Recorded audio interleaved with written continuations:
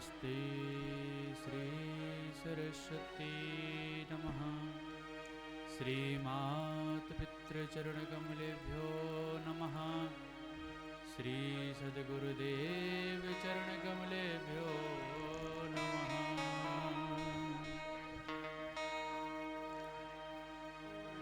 ध्येयं सदा परिभवगुणमभीष्टदोहम् तीर्थास्पदं शिवविरिञ्चिनुतं शरणं भृत्यार्तिहं प्रणतपालभवाब्धिपोतं वन्दे महापुरुषते चरणारविन्दम्।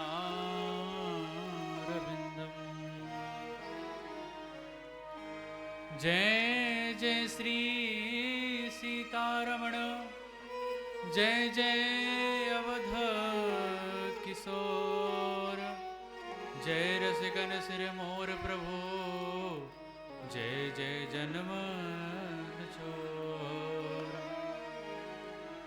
नारायणं नमस्कृत्य नरं चैव नरोत्तमं देवीं सरस्वतीं व्यासं ततो जयमुदीरये। वंशी विभूषितकरा नवनीरदाभा पीताम्बरादरुणबिम्बफलाधरोष्ठ पूर्णेन्दुसुन्दरमुखादरविन्दुनेत्रात् कृष्णात् परं किमपि तत्त्वमहं न जाने। सीतानाथसमारम्भां श्रीरामानन्दार्यमध्यमाम् अस्मदाचार्यपर्यन्तां वन्दे गुरुपरम्परा।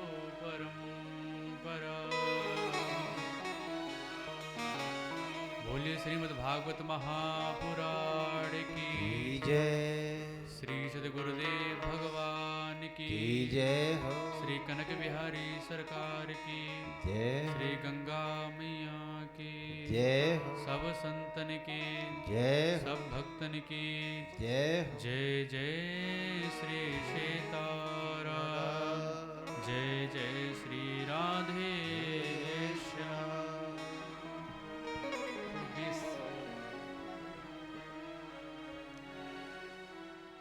आइए कुछ क्षण भगवान नाम संकीर्तन, तत्पश्चात कथा की ओर प्रवेश करते हैं। जय राधा माधव, जय कुंज बिहारी, जय राधा माधव, जय कुंज बिहारी, जय जय राधा माधव, जय कुंज बिहारी, जय राधा माधव, जय कुंज बिहारी, जय राधा माधव, जय कुंज बिहारी, जय राधा माधव, जय श्री कुंज बिहारी।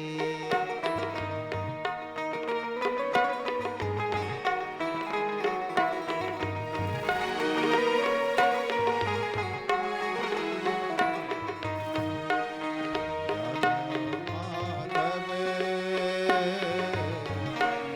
श्री कुंज बिहारी, जय राधा माधव, जय कुंज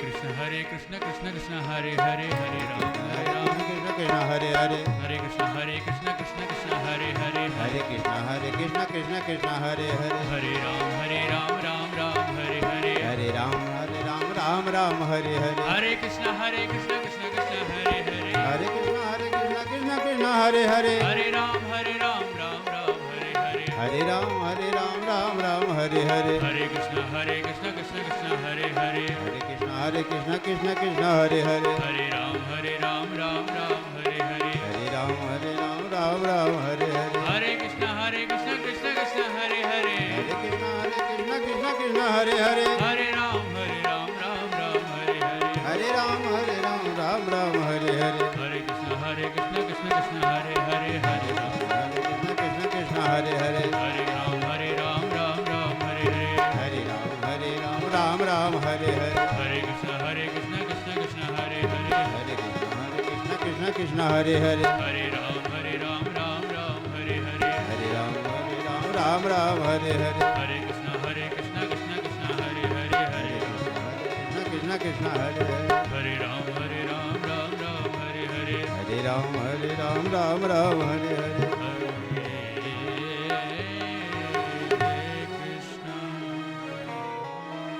बोली भागवत महापुराण की जय सब संतन की सब भक्तन की जय जय जय श्री सीताराम। परम मंगल में परात्पर अखिलेश्वर आकारण करुणा वरुणालय भक्तवांछा कल्पतरु कृपा सिंधु दया सिंधु वात्सल्य सिंधु शरणागत वत्सल भगवान श्री सीताराम भगवान के चरण कमलों में कोटि कोटि वंदन प्रणाम दंडवत करते हुए अनंत बलवंत श्री हनुमंत लाल की भावमयी उपस्थिति में एवं परम पूज्य प्रातः स्मरणीय पूज्य सदगुरुदेव भगवान के सन्मुख गुरुदेव भगवान के श्री चरण कमलों में दंडवत प्रणाम एवं दूर दूर से आए हुए सभी श्रोता वृंद एवं भगवत चरण अनुरागी आप सबको प्रणाम एवं जय जय श्री सीताराम। मंचासीन गंधर्वजन विप्रजन परीक्षित स्वरूप बैठे विराजमान श्री यजमान जी आप सबके हृदय में बैठे श्री युगल सरकार को सिया राम में सब जग जानी करहूँ प्रणाम जोर जोग पानी। आप सबके हृदय में बैठे हुए श्री युगल सरकार को बार बार दंडवत प्रणाम। चलिए कथा की ओर प्रवेश करते हैं। तो कल हम सब ने महात्मा का श्रीमद् भागवत के महात्म्य के विषय में जाना।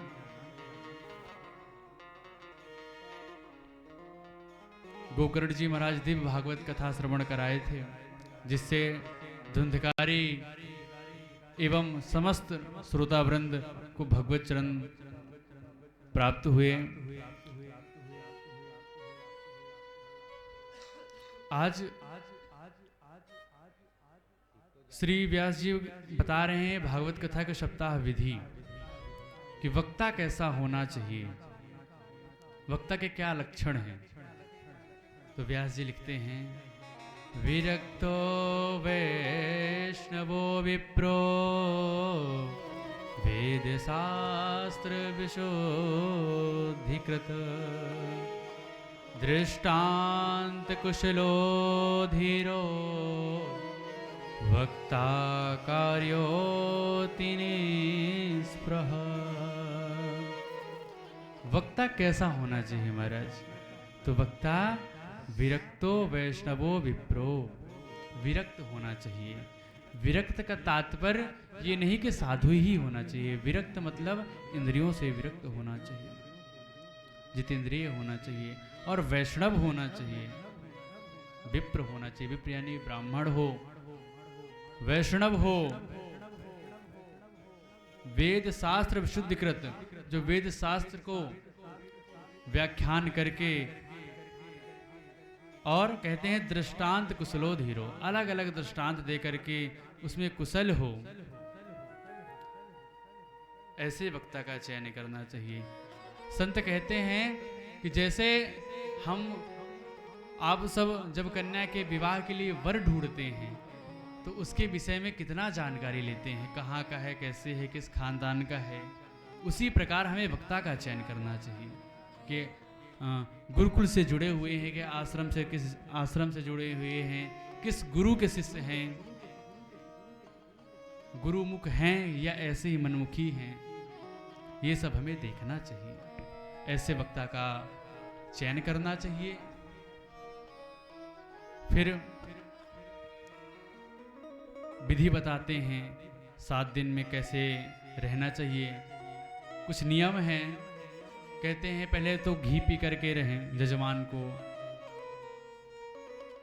फिर कहते हैं कोई बात नहीं अगर क्योंकि आज के समय घी पी के कोई रह नहीं सकता है, पहले का जमाना दूसरा था महाराज, तो कुछ फलाहार कर लें। तो आजकल तो ऐसी समस्या है महाराज, फलाहार क्या, फलाहार में फुलाहार ज़्यादा चलता है, वो बढ़िया चकाचक महाराज, कुट्टू की बढ़िया पूड़ी, कुट्टू की बढ़िया पकौड़ियाँ। तो महाराज कोई बात नहीं, अगर फलाहार रहे तो अच्छी बात है, अगर क्योंकि विशेष यहाँ पे उद्देश्य क्या है, कथा श्रवण करना है।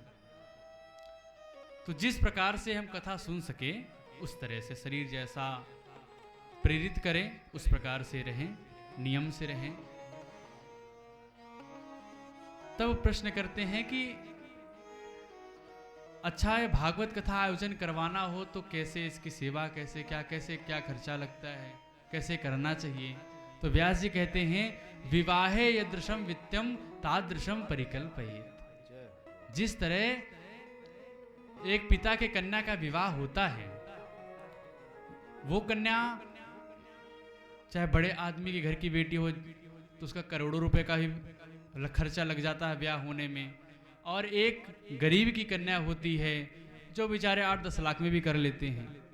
तो लक्ष्य क्या है, लक्ष्य ये है कि वहाँ पे आत्मसमर्पण का भाव हो। आत्मसमर्पण पिता जो होता है वो यही प्रयास करता है कि हम कितना से कितना अपने बेटी को दे दें, कितना अच्छे से कार्यक्रम कर दें। तो समर्पण का भाव हो, उस प्रकार से भागवत का आयोजन करें। सनकादिक ने तदंतर संपूर्ण श्रीमद् भागवत कथा नारद जी को सुनाई। नारद जी सुनकर के धन्यवाद दिए और कथा के अंत में सब लोग नाम संकीर्तन करने लगे। प्रहलाद स्थालधारी तरल गति तया चोद्वाहक धारी वीणाधारी सुर ऋषि सर कुशला तया राग कर तो अर्जुनो इंद्रो वादि मृदांग जय जय सुकुराह कीर्तने ते कुमारा यत्राग्रे भाव भक्ता सरसजनया व्यास पुत्रो बभूव। प्रहलाद जी फुर्तीले हैं तो क्या कर रहे हैं, प्रहलाद तालधारी ताली बजा रहे हैं, करताल। उद्धव जी झांझ बजा रहे हैं और अर्जुन जी रागों का ज्ञान है उनको, तो रागों से आलाप कर रहे हैं और सनकादिक जय जय जयकार कर रहे हैं। जब इतना सब कुछ हुआ, सुखदेव भगवान श्लोकों का गायन करने लगे महाराज। और जब संगीत के 3 आयन होते हैं, गायन, वादन और नृत्य। तो गायन भी हो रहा है और वादन भी हो रहा है, अब क्या बच रहा है, नृत्य। तो भक्ति महारानी और ज्ञान वैराग्य प्रकट होकर के तादा थैया करके नृत्य करने लगे महाराज। और कहते हैं ऐसा कीर्तन हुआ कि साक्षात हरि ही प्रकट होकर के उस कीर्तन का आनंद लेने लगे महाराज। दिव्य कीर्तन हुआ। आइए अब श्रीमद् भागवत के प्रथम स्कंद में प्रवेश करते हैं। भैरवी पहला काला। जन्माद जन्मादश्यतोऽन्वयादितरतश् चार्थे सुविज्ञः शराक् तेने ब्रह्महृदायादिकवये मुह्यन्ति यत् सूरयः तेजो वारिमृदां यथा विनिमयो यत्र त्रिसर्गो मृषा धाम्ना स्वेन सदा निरस्तकुहकं सत्यं परं धीमहि। व्यास जी महाराज बड़ा सुंदर मंगलाचरण कर रहे हैं। हर ग्रंथ में सर्वप्रथम पहले उसका मंगलाचरण होता है और उस ग्रंथ के जो आराध्य होते हैं उनका मंगलाचरण किया जाता है। परंतु ये भागवत अद्भुत है महाराज, अद्भुत विलक्षण ग्रंथ है। इसमें किसी का नाम नहीं लिया गया है। क्या कह रहे हैं? सत्यम परम धीमहि जन्मादश्यतोन वयादि तरतश, जिनके कारण इस सृष्टि की उत्पत्ति होती है, उसका पालन होता है और उसका बाद में संहार कर देते हैं। और यतो वयादि तरतश चार्थेश विज्ञा सुराट, जो अपने जो विज्ञ हैं और इस संपूर्ण में समाये हुए हैं सुराट स्वरूप में। और क्या कहते हैं व्यास जी? तेने ब्रह्म हृदय आदि कवये, जो जिनके संकल्प मात्र से ब्रह्मा जी के हृदय में वेद वेदांत ज्ञान प्रकट हो गया महाराज। जिनके संकल्प मात्र से ब्रह्मा जी के हृदय में अद्भुत ज्ञान महाराज, वेद वेदांत प्रकट हो गया। कैसा ज्ञान? मुह्यन्त यत् सूरयः, ऐसा ज्ञान जिससे बड़े बड़े विद्वान, बड़े बड़े देवता भी मुह्यंत हो जाते हैं। मुह्यंत तो सूर्य मोहित हो जाते हैं महाराज, ऐसा अद्भुत ज्ञान। फिर क्या कहते हैं? तेजो वारि मृदाम यथा विनिमयो यत्र त्रिसर्गो मृषा, जिस प्रकार हम रास्ते से जा रहे होते हैं और सूर्य की किरणें पड़ती हैं रोड पर, हाईवे पे चलते हैं, अक्सर जो ड्राइविंग करते हैं उनको पता होता है कि लगता है कि आगे जल है, पर होता नहीं। जब कुछ दूर आप आगे जाते हैं तो फिर वो विलुप्त हो जाता है, फिर कुछ दूर आगे जाते हैं तो फिर दिखता है कि जल है, पर ऐसा होता नहीं है। जो असत्य है मगर सत्य प्रतीत होता है, जिनकी सत्ता से क्यों प्रतीत होता है? जैसे हम सपना देखते हैं, सपना क्या सच होता है मगर लगता है हकीकत है। मोह निशा सब सोबनहारा, देखे ही सपन अनेक प्रकार। जिस प्रकार मोह निशा, मोह की अवस्था में हम निद्रा में विश्राम किए होते हैं और हमें लगता है वो सपना सच है मगर होता नहीं। जब जागृत अवस्था आती है तो कहते हैं अरे ये तो सपना था महाराज। उसी प्रकार ये संसारिक जो वस्तुएं असत्य हैं और जिनकी सत्ता से ये सत्य प्रतीत हो रही है, ऐसे सत्यम परम धीमहि, ऐसे श्री सत्य कौन सत्य? सत्य नारायण, श्री सत्यनारायण भगवान को हम सब प्रणाम करते हैं। सत्यम परम धीमहि। फिर व्यास जी कहते हैं धर्मः प्रोजित कैतवोत्त परमो निर्मत्सराणां शता, वेद्यं वास्तवत्र मत्र वसुदशिवदं तापत्रयोन्मूलनम्। कहते धर्म प्रोजित, ये भागवत के अधिकारी कौन है? कहते हैं कि निर्मत्सराणाम, जिसके हृदय में मत्सर दोष ना हो।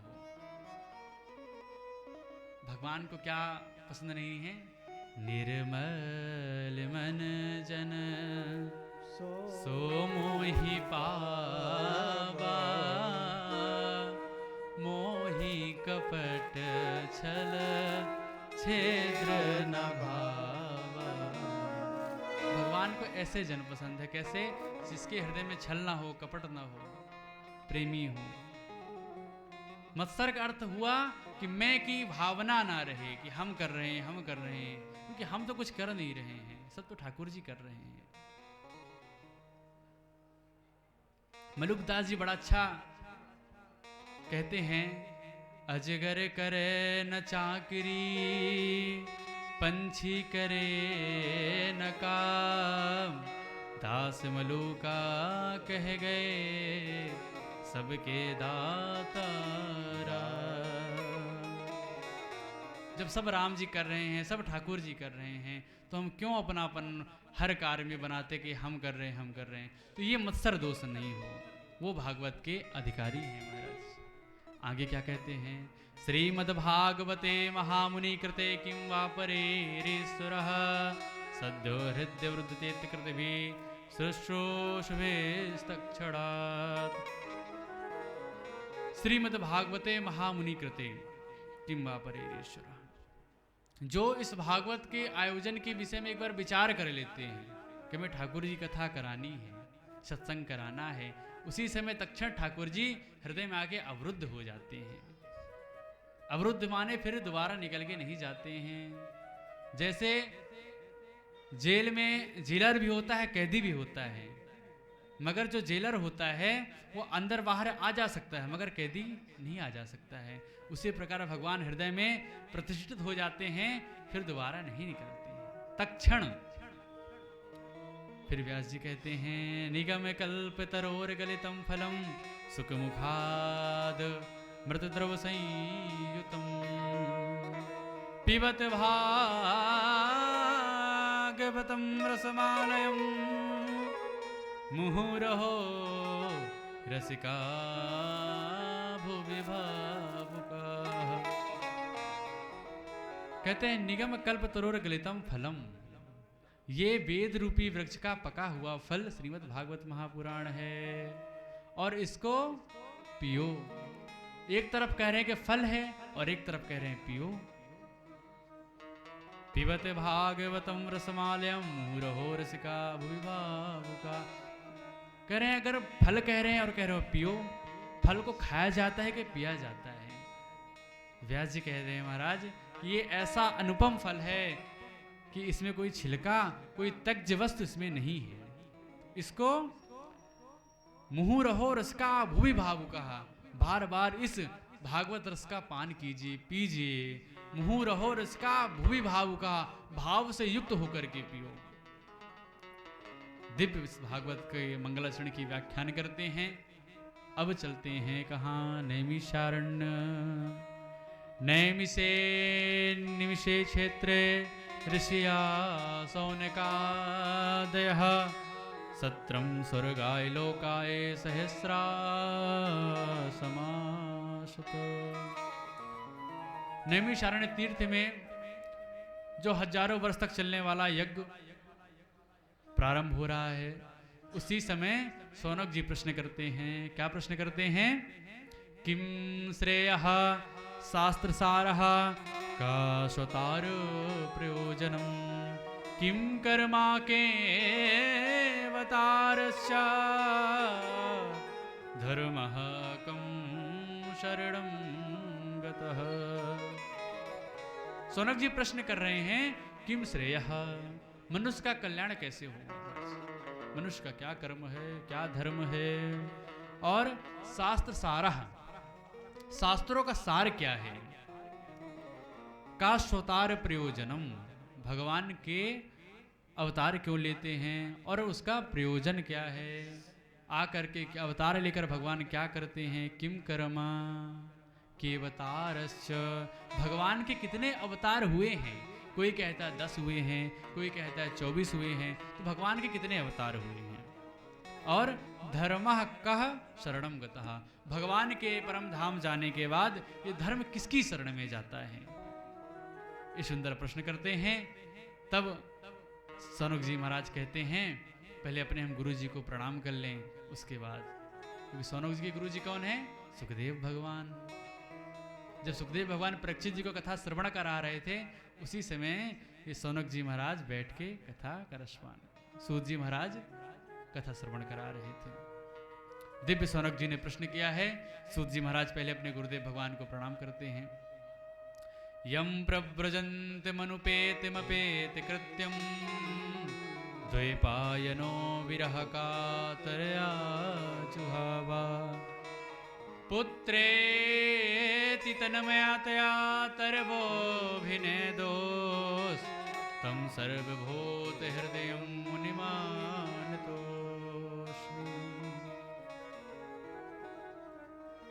कहते हैं यम प्रव्रजंत मनुपेतमपेत कृत्यम। ऐसे श्री सुखदेव, ऐसे हमारे गुरुदेव जो जन्म लेते ही जंगल की ओर प्रस्थान कर दिए महाराज। कोई संस्कार नहीं हुआ, न कर्ण भेदन संस्कार, न नामकरण संस्कार, न उपनयन संस्कार, कोई भी संस्कार नहीं हुआ और जन्म लेते ही जंगल की ओर चले गए। और उनके पिताजी विरह कातुर से, विरह से आतुर होकर के उनको पुकार रहे हैं, हे पुत्र रुक जाओ, मत जाओ मत जाओ। विरह होकर के कह रहे हैं महाराज। उधर से आवाज आती है वृक्ष, इधर से कहते हैं हे पुत्र, उधर से आवाज आती है। मानिए कि वृक्ष तन्मय होकर के उधर से कहते हैं हा पुत्र हा पुत्र। कहने का तात्पर्य कि हे पिताजी, ना जाने कितने जन्मों में आप हमारे पुत्र रहे हो, हम आपके पिता रहे हो, कितने जन्मों में हम आपके पुत्र और आप हमारे पिता रहे हो। ऐसे ऐसे सुखदेव भगवान को प्रणाम करते हैं। सर्वभूत हृदयं मुनिमानतोऽस्मि। संत कहते हैं जब सुखदेव भगवान के पिताजी व्यास जी पीछे पीछे जा रहे थे पुकारते हुए, तो एक सरोवर था। एक सरोवर में कुछ गोपियां स्नान कर रही थी निर्वस्त्र होकर के। तो जब सुखदेव भगवान वहां से गए तो गोपियां का कोई भी स्थिति नहीं बदली, मगर जब व्यास जी महाराज गए तो उनकी स्थिति बदलने लगी, अपने शरीर को ढकने लगी। तब व्यास जी कहते हैं अरे देवियों, अभी मेरा नौजवान पुत्र यहाँ से गुजर गया, आपको कोई लज्जा नहीं आई और मुझे देखकर, मुझे वृद्ध अवस्था को देखकर और आप जो है वस्त्र ढक रही हैं, शरीर ढक रही हैं। गोपियाँ कहती हैं कि राजन सरकार, स्वामी, आपके पुत्र को अभी ये भी नहीं पता है कौन स्त्री है कौन पुरुष है। ऐसे श्री सुखदेव भगवान जिनको परम वैराग्य हो गया जन्म लेते ही और जंगल में जा रहे हैं कि भजन करने लगे महाराज। दिव्य स्तुति किए हैं। फिर सूत जी महाराज एक एक करके सभी प्रश्नों का उत्तर देते हैं। मुनिया सात पुष्टोहम भवदो लोक मंगलम। जीव मात्र का धर्म क्या है? तो भैया जीव मात्र का धर्म है भक्ति करना। और भक्ति कैसी हो? वो भक्ति अहेतुकी हो, निस्वार्थ भाव युक्त हो, ऐसी भक्ति हो। आजकल भक्ति खूब है, सब चाहते हम ये करें, पूजा करें, यहाँ जाएं, वृंदावन जाएं, अयोध्या जाएं, मगर कुछ न कुछ एक स्वार्थ होता है।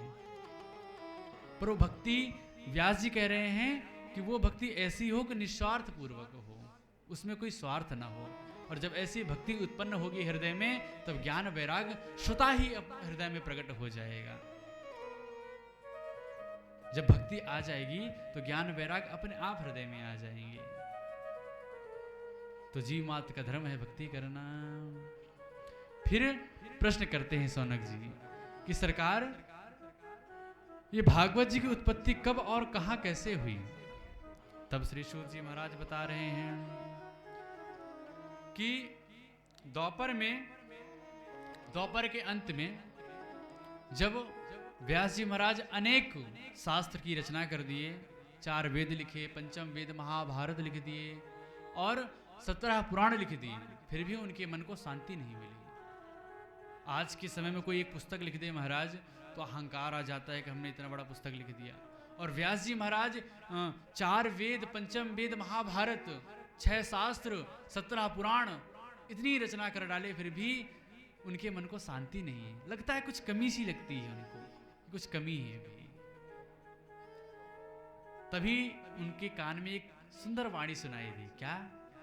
श्रीमन्नारायण नारायण नारायण, श्रीमन्नारायण नारायण नारायण श्रीमन्नारायण जय हरि।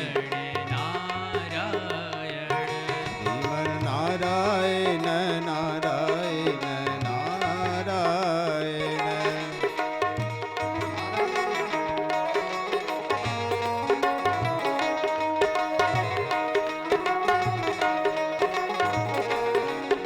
बोले भागवत भगवान की। श्रीमन्नारायण नारायण नारायण नारायण नारायण नारायण भगवन् नारायण नारायण नारायण नारायण नारायण नारायण नारायण नारायण नारायण श्रीमन्नारायण नारायण नारायण नारायण नारायण नारायण माता नारायण नारायण जय हो। नारायण नारायण नारायण नारायण श्रीमन्नारायण नारायण नारायण। दिव्य संकीर्तन सुनाई दिया। नारद जी महाराज प्रकट हो गए। दिव्य श्री व्यास जी महाराज ने उनका पूजन किए। नारद जी महाराज प्रश्न करते हैं कि सरकार, अभी आपके हृदय में कोई ऐसा विचार है, अशांति से लग रहे हैं आप।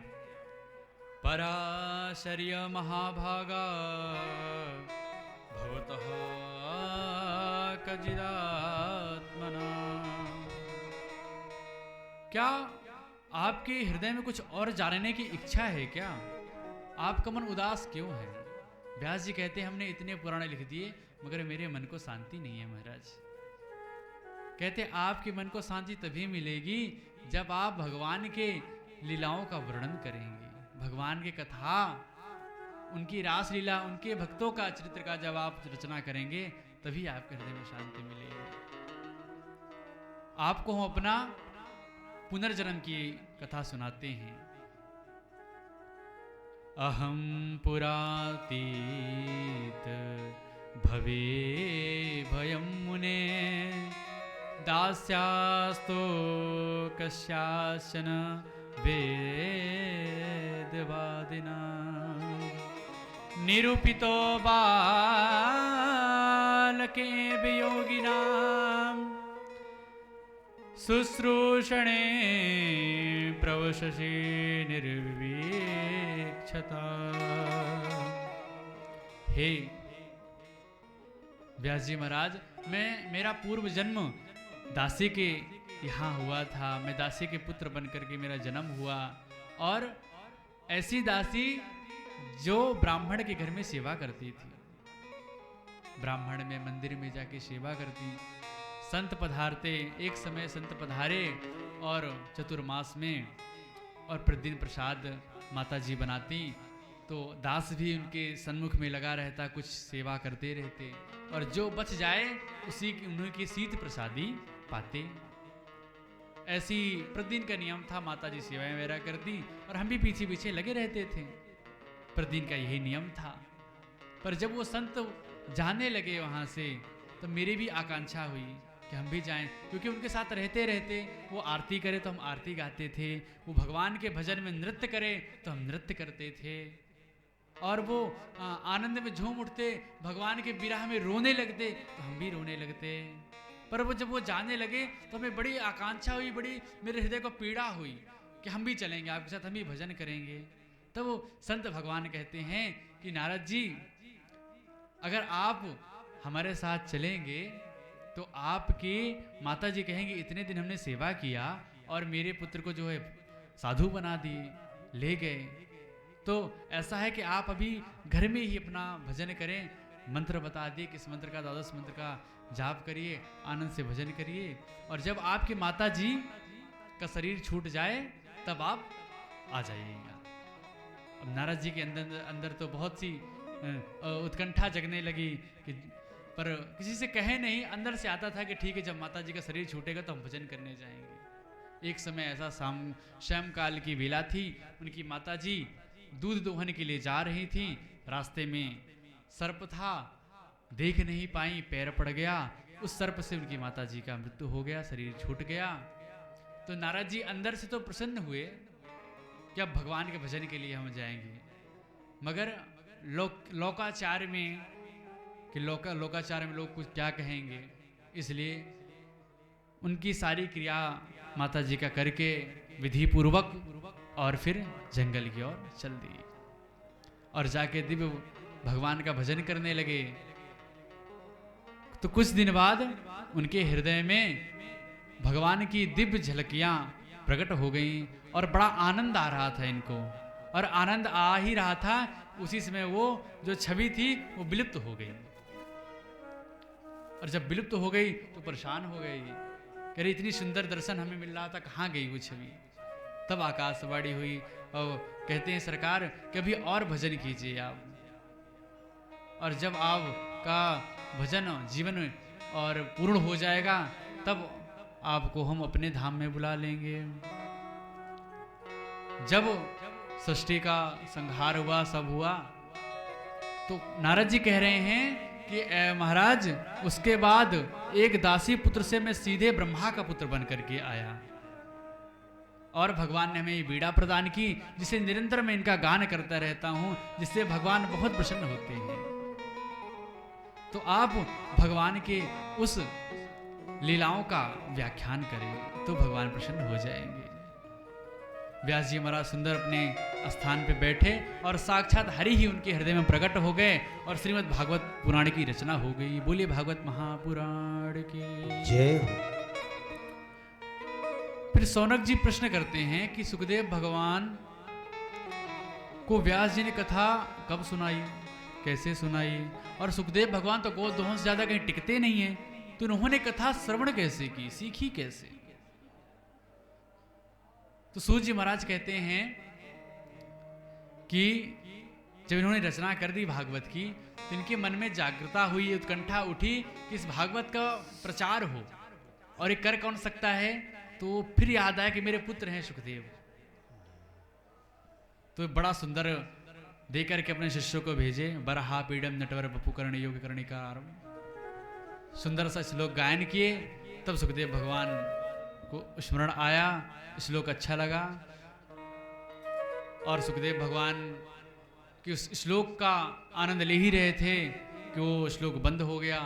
फिर दोबारा मन में ये आया कि अच्छा श्लोक है, भगवान के स्वरूप का वर्णन किए थे कि स्वभाव अच्छा है, पर बेचारे का स्वभाव तो सबका अच्छा होता है। फिर भजन में लग गए। फिर जब बोले अहो वकीयम, बड़े सुंदर श्लोकों का गायन किए, तब उनको समझ में आया कि नहीं, ऐसे नहीं कि उनका स्वरूप अच्छा है, उनका स्वभाव भी अच्छा है भगवान का। सुखदेव भगवान दौड़ पड़े और व्यास जी के पास गए। व्यास जी ने सुंदर सुखदेव भगवान को भागवत कथा अध्ययन कराया, स्वाध्याय कराए, और सुखदेव भगवान ही परीक्षित को कथा सुना रहे थे। तब सौनक जी प्रश्न करते हैं कि सरकार परीक्षित को श्रवण कराए सुखदेव भगवान कथा, ये कब और कैसे। परीक्षित जी को कब सुना दी कथा सुखदेव भगवान और क्यों सुनाए। तब सूत जी कहते हैं इसके लिए हमें महाभारत में चलना होगा। क्यों? क्योंकि परीक्षित का संबंध महाभारत से है। यदा मृदे कौरव सृञ्जयानां वीरेस्तथो वीर गतिं गतेषु। सुरंजनी व्रकोदरारविद्गदाभिमर्श भग्नोरुदण्डे धृतराष्ट्रपुत्रे। महाभारत युद्ध जब समाप्त हो गया था तो अंतिम में भीमसेन की गदा से दुर्योधन की जंघा टूट गई थी और पांडव युद्ध विजय प्राप्त कर लिए थे और कौरवों की हार हुई। तो भैया दुर्योधन पीड़ित अवस्था में लेटा हुआ था। उसी समय अश्वत्थामा पहुंचा। बोला, दुर्योधन, अगर आप हमको सेनापति बनाए हुए होते तो आज युद्ध का परिणाम दूसरा होता। बोले, अच्छा बताओ क्या कर सकते हो तुम? बोले, अगर आप हमें सेनापति बनाएं तो हम युद्ध का परिणाम बदल सकते हैं। बोले, हमें तो और कोई परिणाम नहीं बदलना, कुछ विशेष नहीं चाहिए, हमें बस इस बात का इतना दुख है कि हम 100 भाई थे जिसमें से एक भी नहीं बचे, और वो 5 भाई थे, पांचों को पांचों जीवित हैं। जो दुष्ट व्यक्ति होता है वो अंतिम समय भी उसके हृदय में पाप ही आता है। जब ये विचार किए तो कहते हैं अश्वत्थामा कि आप एक की बात करते हो, मैं 5 पांडव की सर काट के आपके पास लाता हूं, सर कलम करके लाता हूं। उसी समय दुर्योधन ने अपने रक्त से ही अश्वत्थामा का राज तिलक कर दिया, उसको सेनापति घोषित कर दिया। ये गए भैया एक वृक्ष के नीचे आराम कर रहे थे, लेटे थे, कुछ विचार प्लान बना रहे थे। तभी उन्होंने देखा कि एक पक्षियों का घोंसला था जिसमें रात के समय उल्लू ने आकर के हमला कर दिया और सारे उस जो पक्षी थे उसके बच्चों को मार करके और उस पिंजड़े में जो घोंसला था उसमें कब्जा कर लिए। यही नीति उसके दिमाग में फिट हो गई। यही नीति करके गया जहां शिविर थे, भगवान 5 पांडव थे। तो भगवान सबको जानते थे। भगवान 5 पांडव को लेकर के विजय उत्सव मनाने के लिए चले गए। इधर जहां पांडव का विश्राम कक्ष था, उसी विश्राम कक्ष में उनके 5 पुत्र सोए हुए थे महाराज। अश्वत्थामा इन्हीं 5 पांडव पुत्र को 5 पांडव समझ करके शरीर से सर को अलग कर दिया और लेकर के आया। कहा, दुर्योधन सरकार, आप कहते थे किसी पांडव में से एक का सर का जीवित ना रहे, और देखिए हमने पांचों के पांचों गला काट के लाया हूं। तो दुर्योधन प्रसन्न हो गया। करे, हमारे सारे भाई मर गए युद्ध करते करते, कोई कुछ नहीं कर पाए, और तुमने 5 का सर लेकर के आ गए, मृत्यु दे दी।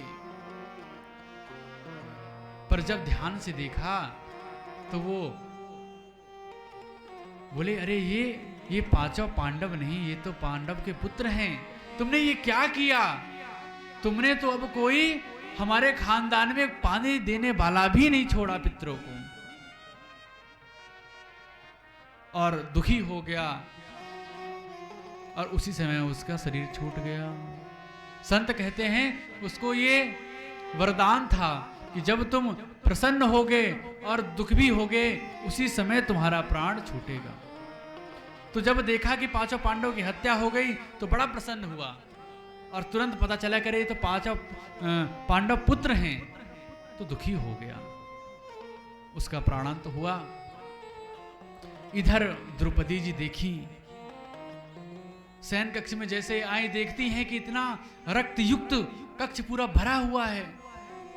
देखते ही हृदय में एकदम पीड़ा उत्पन्न हो गई, और जैसे ही अपने पुत्र को देखें कि मेरे पुत्र का केवल शरीर पड़ा हुआ है, धड़पत है नहीं, इतनी पीड़ा, इतना पीड़ा।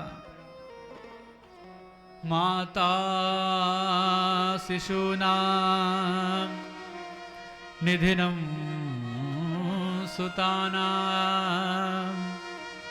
निशम्य घोरं परिताप्यमाना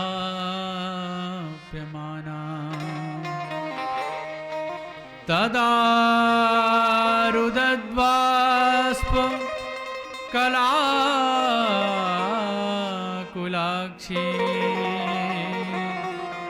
तां स्वान्तवदनां तव यत्राह किरीट माले। रुदन करने लगी द्रौपदी जी। जब शोर हुआ तब पांचों पांडव आए। अर्जुन ने देखा कि मेरे पांचों पुत्र की हत्या कर दी गई है। तुरंत प्रतिज्ञा ले लिए कि द्रौपदी, जिसने भी तुम्हारे पुत्र की हत्या की है मैं उसको जीवित नहीं छोड़ूंगा। रथ लिए और चल दिए। साथ में केशव भी गए। जब अश्वत्थामा देखा कि हमारे पीछे अर्जुन आ रहे हैं तो उसने ब्रह्मास्त्र का प्रयोग कर दिया। जब ब्रह्मास्त्र का प्रयोग कर दिए तो अर्जुन थोड़ा घबरा गए। भगवान कहते, अर्जुन आप घबराते क्यों हो? अश्वत्थामा को तो ब्रह्मास्त्र केवल छोड़ना आता है, आपको तो छोड़ना भी आता है, लौटाना भी आता है। आप भी ब्रह्मास्त्र छोड़ो। अर्जुन ने भी ब्रह्मास्त्र छोड़ा। कहते हैं उस समय विराट बादलों में इतनी तेज गर्जना प्रकट हुई उस युद्ध से कि लगा कि अब सारा पृथ्वी ही नष्ट हो जाएगी। फिर भगवान ने कहा, अर्जुन आप इस ब्रह्मास्त्र को वापस कर लो। अर्जुन ने वापस लिया और दौड़ कर गए, अश्वत्थामा को पकड़ लिए और रस्सियों में जकड़ लिए। भगवान कहते, इसको बांध क्यों रहे हो? इसने सोते हुए 5 पुत्रों को मारा है। इसको तुरंत यहीं हत्या कर, इसको तुरंत दंड दो, तुरंत मृत्यु दंड दो।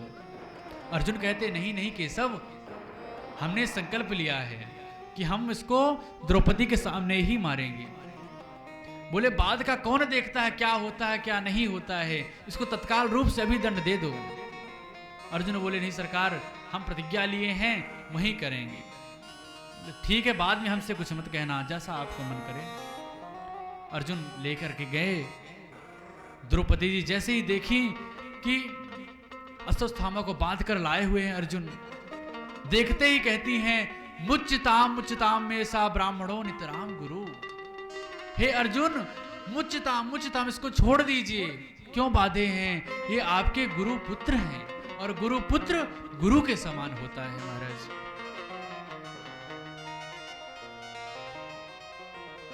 आप अनुभव कीजिए द्रौपदी जी के स्वभाव को, कितने निर्मल मन की हैं, कितना सुंदर स्वभाव है। जिनके 5 पुत्र की हत्या कर दिया हो, जिसने वो सामने खड़ा हो और कह रही हैं द्रौपदी जी कि इनको छोड़ दो, क्यों बांधे हो इनको? भीम कहता है, अर्जुन अगर तुम छोड़ दोगे तो हम मार देंगे इसको। युधिष्ठिर जी कहते हैं, नहीं ठीक कह रही हैं द्रौपदी जी। और अब अर्जुन पड़ गए चक्कर में। द्रौपदी जी कह रहे हैं छोड़ दो, भीम कह रहे हैं तुम छोड़ दोगे तो हम मार देंगे। बोले, केशव आप ही कुछ उपाय निकालिए। अब केशव बोले, हम पहले कह रहे थे ना कि यही दंड दे दो। बोले, सरकार कुछ आप करे, कृपा करे। बोले, याद कीजिए आपने हमको गीता, आपको हमने गीता में उपदेश दिया था। क्या कहते हैं कि ब्राह्म बंधुर्न हंतव्या आतताई वधारणः।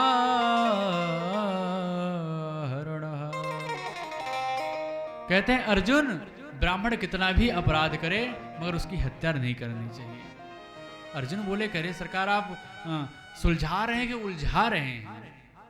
एक तरफ कह रहे हैं कि आप ब्राह्मण, इसको मारना नहीं चाहिए, ब्राह्मण कितना भी पापी उसको मारना नहीं चाहिए, और कह रहे हैं कि आता ताई वधा हरणः, जो आता ताई उसको छोड़ना भी नहीं चाहिए। पर यही भगवान परीक्षा ले रहे थे अर्जुन जी की कि गीता का जो हमने उपदेश दिया है क्या इनको बोध अभी है, इनको सब विस्मरण हो गया। अर्जुन जी को याद आया और अर्जुन जी ने अश्वत्थामा के मस्तक से मणि निकाल ली, और मणि यानी उनका जो सम्मान था, जो उनकी समाज में एक निष्ठा व्याप्त थी। भाई किसी भी व्यक्ति का समाज में खूब निष्ठा हो, खूब उसको जानते हो, सम्मान हो, और उसका अपमान कर दिया जाए तो उसको मृत्यु से बड़ा दंड और कुछ नहीं है। उसकी मणि निकाल के और उसको खूब बेइज्जत करके वहां से भगा दिए और चले गए। और इधर भगवान जो है अब जाने की तैयारी करने लगे कि अब हम अपने धाम को जाएंगे द्वारिका। और एक पैर रखे ही थे रथ में, तभी एक स्त्री चिल्लाती हुई आई, चीखते हुए आई भगवान के पास। क्या कह रही हैं? पाहि पाहि महायोगी देव देव जगतपते नान्यं तद्भयं पश्ये यत्र मृत्युः परस्परम। पाहि पाहि महायोगिनी, हे सरकार रक्षा कीजिए हमारी। आप योगी नहीं, आप तो महायोगी हैं। हम भले हमारे प्राण छूट जाए मगर मेरे घर में जो बालक है इसकी रक्षा करिए। भगवान तुरंत समझ गए। अंगुष्ठ रूप का शरीर बनाकर भगवान गर्भ में गए उत्तरा के और अभिमन्यु की रक्षा की, परीक्षित जी की सुंदर रक्षा किए। क्योंकि भगवान महायोगी हैं। योगी होता है जो रूप को बदल दे, मगर महायोगी जो जितना चाहे अंगुष्ठ मात्र बड़ा चाहे बड़ा स्वरूप बदल दे। भगवान ने रक्षा की। अब भगवान बोले नहीं, हमें तो अब जाना है। तब कुंती मैया आ गई। नमस्ते पुरुषं त्वाद मीश्वरं प्रकृतेः परम अलक्ष्यं सर्वभूतानां वरीस्थितम्। हे केशव, आपको प्रणाम करती हूँ। हे भगवान, आपको प्रणाम करती हूँ। केशव कहते हैं, अरे बुआ जी आप प्रणाम क्यों करती हैं? तो बुआ जी कहती हैं, कुंती मैया कहती हैं, हमें बुआ मत कहिए, आप बुआ कह के हमको बहकाइए नहीं। हमें पता है आप सर्वकार आप ही हैं, भगवान आप ही हैं। आपकी कितनी कृपा है हम सब में है। आपने कितनी हम लोग की रक्षा की है। भीम को जब विष दे दिया गया था तो आपने उससे रक्षा किया। रक्षा गृह में आग लग गई थी तब आपने कृपा पूर्वक रक्षा किया। और जब दुष्ट दुर्योधन आदि की सभा में वनवास के दुख से पीड़ित थे तब आपने रक्षा किया। आपकी कितना कृपा है, भूरी भूरी आपकी प्रशंसा करे फिर भी कम है महाराज। तो हमें ये ज्ञात है कि आप ही सब कुछ हैं, सब कुछ करने वाले आप ही हैं सरकार। और आपसे कुछ मांगना चाहती हूँ। केशव बोले, क्या मांगना चाहती हैं बुआ जी?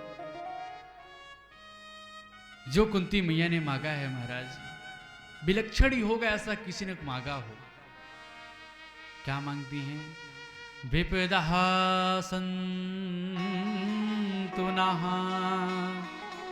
शश्वा तत्र तत्र जगद्गुरो भवतो दर्शनं यत्स्याद् पुनर्भव दर्शनम। हे केशव, हे सरकार, हमें विपत्ति दे दीजिए। क्यों? कि हमें जब हमारे पास विपत्ति थी तब आप हमारे पास रहते हैं, और जब हमें विपत्तियां खत्म हो गई, सुख आ गया तो आप अब जा रहे हैं। तो हमें विपत्ति ही दीजिए, हमारे जीवन में विपत्ति ही बनी रहे तो आप हमारे पास रहें सरकार। सुख के माथे सिल पड़े हरि हृदय से न जाए, बलिहारी व दुख की जो पल पल ना रटाए। वो दुख धन्य है जो आपका याद दिलाए, आपका स्मरण दिलाए। हमें दुख ही दे दीजिए। भगवान कि जब इतनी स्तुति की तब भगवान कुंती मैया की इस प्रशंसा से, स्तुति से बड़े प्रसन्न हुए। और भगवान फिर गए नहीं, और कुंती मैया कहती हैं आपका नित्य दर्शन हमें होता रहे, भवत पुनर्भव दर्शनम, आपका दर्शन हमें प्रातः होता रहे। तो मैया भगवान कहते हैं हमें तो द्वारिका जाना पड़ेगा, मगर आप कहती हैं तो कुछ दिन हम रुक लेते हैं, कोई बात नहीं, कुछ दिन बाद चले जाएंगे। और भगवान रुक गए हैं। एषः साक्षादीश्वरः आद्य पुरुषः नारायणास्ति। और भगवान ने विचार किया कि युधिष्ठिर जी को लग रहा था कि जितना महाभारत का युद्ध हुआ है ये सब मेरी वजह से हुआ है, बड़ा मन में इनके दुख था। तो भगवान ने समझाया, मगर युधिष्ठिर जी को समझ में नहीं आया कि वो अपना रिश्तेदार मानते थे। तो विचार किए कि अब इनको एक ही समझा सकते हैं, कौन? भीष्म जी, भीष्म पितामह भीष्म जी, जो सरसैया पे लेटे हुए हैं महाराज, तीरों जो तीर होते हैं उसी के सैया में लेटे हुए हैं भीष्म पितामह जी महाराज। भगवान पांचों पांडव को लेकर के पहुंचे भीष्म पितामह जी के पास। भीष्म पितामह जी जैसे देखे, अरे अर्जुन, और अर्जुन के पीछे जो है भगवान थे। भीष्म पितामह जी बोले, अरे भगवान केशव नहीं आए क्या? केशव तुरंत सामने आ गए और जो है भगवान ने कहा यही समय है, आपको जो ज्ञान लेना है आप भीष्म पितामह जी से ज्ञान ले लीजिए। तब दिव्य दान धर्मान राक्ष धर्मान मोक्ष धर्मान विभागशः स्त्री धर्मान भगवत धर्मान समासव्यशयोगतः।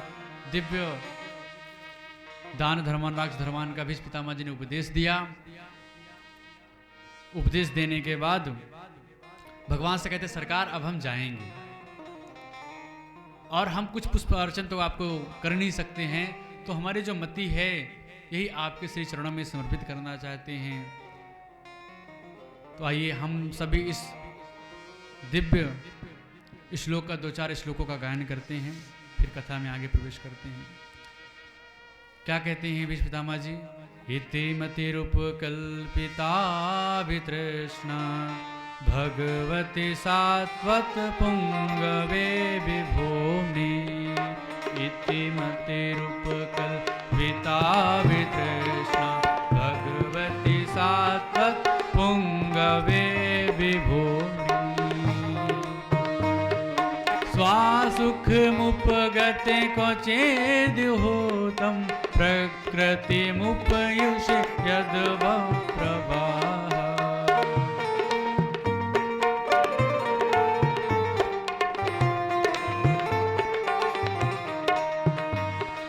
त्रिभुवनकमनं तमालवर्णं रविकर गौरवराम्बरं दधाने।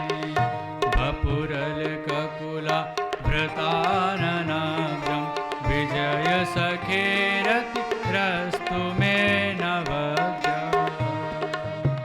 सपदि सखी वचो निशाम मध्ये निज परयोर्बलयोरथं निवेश। स्थिवति परशैनिकायुरक्षणार्तिवति पार्थ सखेरतिर्ममस्तु। इति मतिरुपकल्पिता वितृष्णा भगवती सात्वत पुंगवे विभूमि।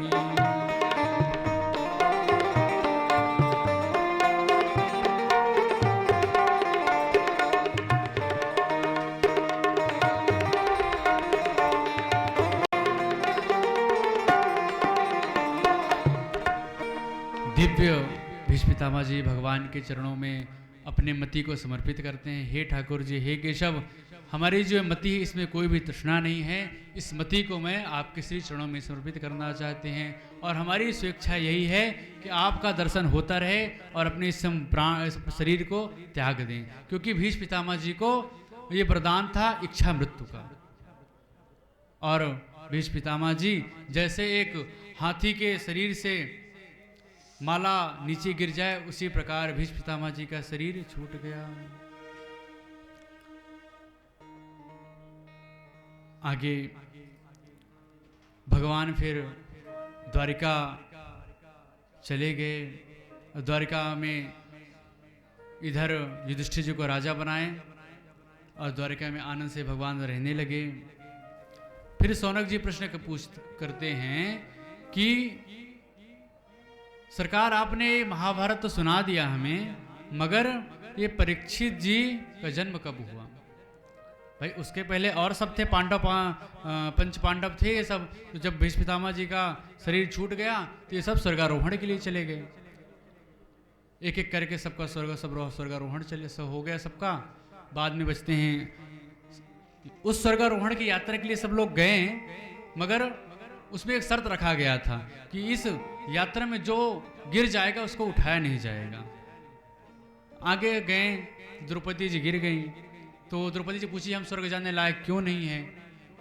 तो युधिष्ठिर जी कहते हैं आप स्वर्ग जाने लायक इसलिए नहीं हैं कि आपके अंदर सब कुछ अच्छा है, मगर अर्जुन के प्रति विशेष प्रेम है, विशेष लगाव है, इसलिए। ऐसे सबके विषय में बताते हैं।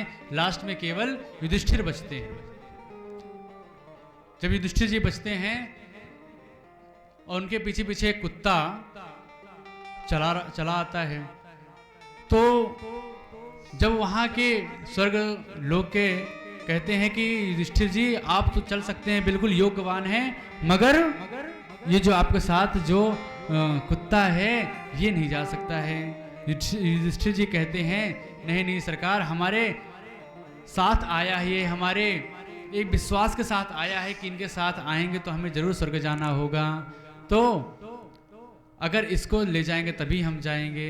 और वो कोई कुत्ते नहीं थे, वो साक्षात धर्मराजा थे। और युधिष्ठिर जी स्वर्गलोक को गए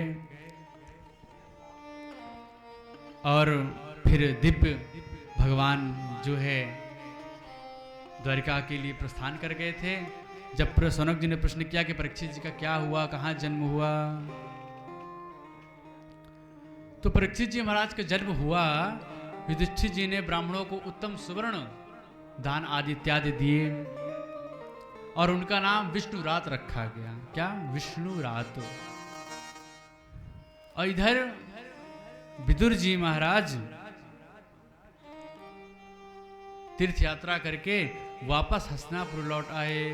विदुर जी के शीघ्र ही धृतराष्ट्र के पास आए और बोले राजन, जिन पांडव को मारने के बाद आपने कोई कसर नहीं छोड़ी, आज उन्हीं के दिए गए टुकड़ों पर आप कुत्ते की तरह पल रहे हैं। विदुर जी ने जब इस तरह कहा और इस तरह समझाया तो क्या कहते हैं व्यास जी, गतः सप्तधुनामासा भीमसेन तवानुजः नयादीतस्य वा हेतो नैवेदिदं सः।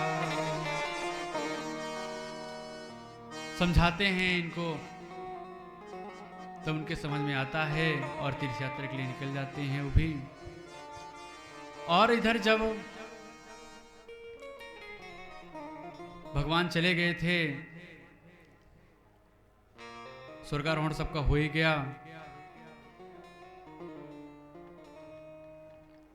अब इन्होंने प्रश्न किया था कि परीक्षित का जन्म कहाँ हुआ, कैसे हुआ, क्या हुआ। परीक्षित जी का जन्म हुआ था, सब क्रियाकलाप हो गए, सब ब्राह्मणों को दान दिया गया, दिव्य उत्सव मनाया गया। और जब परीक्षित जी बड़े हुए राजा बने तो उन्होंने विचार किया कि चलिए अब देखते हैं कि हमारे बाप दादाओं ने हमारे लिए क्या रख के गए हैं, हमारे राज्य में हमारे बाप दादा ने हमें क्या रख के छोड़ा है, क्या हमारे लिए छोड़ा है। तो देखे कि एक मुकुट रखा हुआ था सोने का और उसी को धारण करके चल दिए। जब चल दिए महाराज, तब जो है क्या हुआ, देखते हैं जंगल में गए, उसके पहले भ्रमण कर रहे थे, तब देखे कि एक काला कलूटा व्यक्ति तलवार लेकर के और गाय और बैल को पीड़ित कर रहा था। तभी परीक्षित जी ने तलवार निकाला और मृत्युदंड देने लगे। तभी जो है वो शरणागत हो गया कि हे सरकार हमारी रक्षा कीजिए, आपकी शरण में हम आए हुए हैं। तब परीक्षित कहते तुम कौन हो, इस तरह गाय को पीड़ा पहुंचा रहे हो।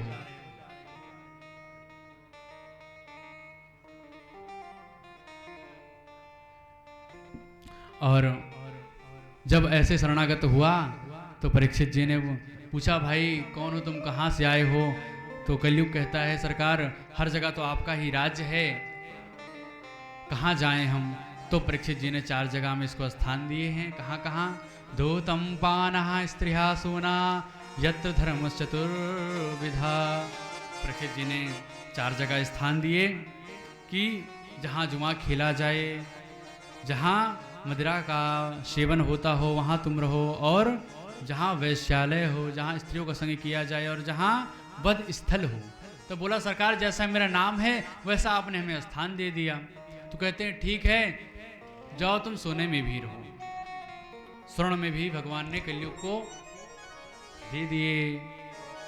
तो संत कहते हैं कि कलयुग में भगवान का ही वास होता है और कलयुग में सोने का ही वास होता है। तो कैसे पहचाने? तो जो धर्म की कमाई से कमाया हुआ सोना आता है उसमें भगवान विराजे होते हैं, और जो अधर्म की कमाई आती है उसमें कलयुग वास करता है। और परीक्षित जी जब विचार किए और उस मुकुट को धारण करके जंगल में गए तो देखे, और शिकार करते करते जंगल में बिछड़ गए और बड़ी प्यास लगी। तो एक महात्मा देखे भजन कर रहे थे। उस महात्मा को जो है देखे कि हमें पानी नहीं देंगे ये, तो उनके गले में मरा हुआ सर्प डाल दिए। तो उनका बालक था श्रृंगी, वो क्रोधित आकर के वहीं जो है संकल्प ले लिया कि जिसने मेरे पिता परीक्षित ने मेरे पिता के साथ ऐसा दुर्वचन किया है वो उसको तक्षक नाम का सांप काटे।